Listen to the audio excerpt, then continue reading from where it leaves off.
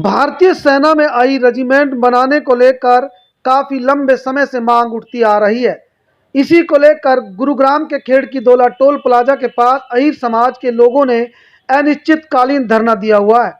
धरने को समर्थन देने के लिए हरियाणा के अलग अलग जिलों से और दूसरे राज्यों से लोग पहुंच रहे हैं। इसी कड़ी में गुरुग्राम में आज अपना समर्थन देने के लिए केंद्रीय राज्य मंत्री रंजीत पहुंचे। केंद्रीय मंत्री राव इंद्रजीत सिंह ने बुधवार को खेड़कीदोला पर अहीर रेजिमेंट की मांग को लेकर चल रहे धरने पर पहुंचकर अपना समर्थन दिया और अब तक उनकी ओर से किए गए प्रयासों की जानकारी समिति को दी। केंद्रीय मंत्री ने कहा कि दिल्ली के जंतर मंतर पर धरने पर भी वो पहुंचे थे और उन्होंने अहीर रेजिमेंट की मांग का समर्थन किया था। राव ने कहा कि उनके पिता ने भी संसद में अहीर रेजिमेंट की मांग उठाई थी और आज भी इस मांग का समर्थन दे रहे हैं। लेकिन इस धरने की जो आवाज है केवल यहीं तक सीमित नहीं है, गुड़गांव तक सीमित नहीं। मैं कल महेंद्रगढ़ में था, वहां पर भी इसका जिक्र हो रहा था। पता नहीं क्या हो रहा है। मैं यूपी गया, इलेक्शन की ड्यूटी तो मेरे को सौंप दिया गया, तो वहां गया तो वहां भी चक्कर यही अहीरों के गांव के अंदर यही रेजिमेंट का क्या हुआ। मैं यहाँ पे आया पचगांव 8 तारीख को, पहले 8 का था ना, शायद पहले 8 का था, फिर 9 का था वो उद्घाटन। तो वहां पर भी खड़ा होकर के बुजुर्ग बोला बताओ। तो मैंने हर जगह यही कहा कि मेरा समर्थन है, आज आपके सामने भी कह रहा हूँ।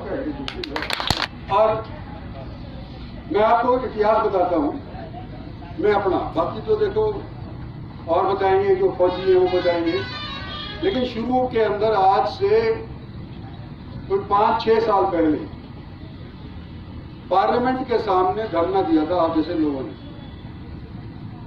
पार्लियामेंट में अंदर तो घुसने नहीं दिया, लेकिन बाहर बैठ के पार्लियामेंट स्ट्रीट के ऊपर, और इन्होंने सबने कहा कि भाई नेताओं को बुलाओ, नेताओं को बुलाओ।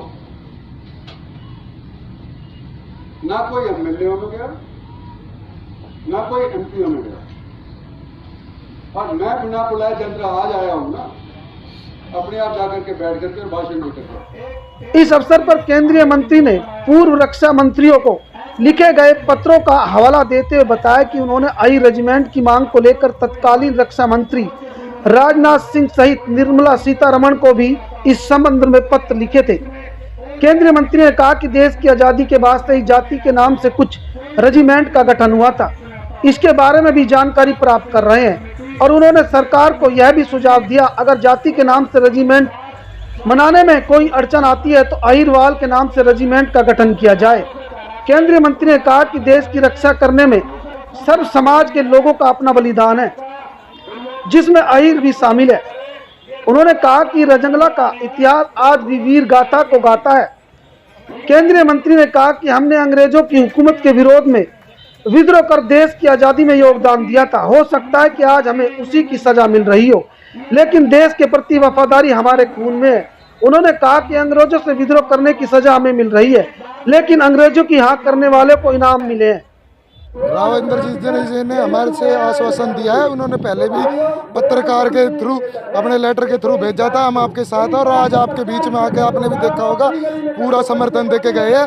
अब मेरा पूरा समर्थन अहीर रेजिमेंट को लेकर है, और मैं लोकसभा में भी मजबूती से आवाज़ उठाऊंगा और आपके साथ तन मन और धन से पूरा मजबूत तरीके से आपके साथ हूँ। हमें सभी आसपास के गांव के दूर की डिस्ट्रिक्ट महेंद्रगढ़, रेवाड़ी, बैरोड, सब जगह से समर्थन मिल रहा है और सभी समाज का समर्थन मिल रहा है। आज इंद्रजीत पहुंचे थे यहाँ, क्या कुछ आश्वासन दिया उन्होंने? राव इंद्रजीत जी अपनी जो डेजिग्नेशन के पास है, उनकी जो गरिमा होती है हर चीज़ की, तो उसमें अपना अच्छे से काम वो निभा रहे हैं।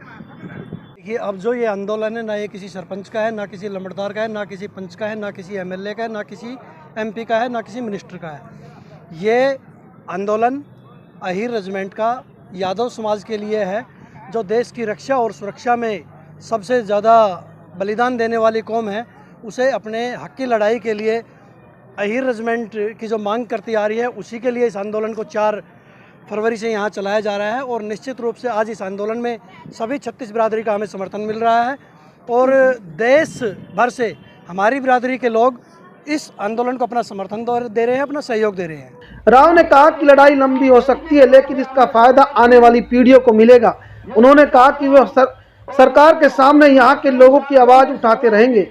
अब ऐसे में देखना होगा कि राव इंद्रजीत दक्षिण हरियाणा के कद्दावर नेता माने जाते हैं और कई बार से गुरुग्राम के सांसद भी रहे, लेकिन अभी तक भारतीय सेना में आई रेजिमेंट का गठन नहीं हुआ। अब ऐसे में देखना होगा कि अनिश्चितकालीन चल रहा धरना का असर क्या केंद्र सरकार पर हो पाएगा, क्योंकि 23 मार्च को देश भर से अलग अलग राज्यों से और जिलों से लोग यहां पर अपना समर्थन देने पहुंचेंगे।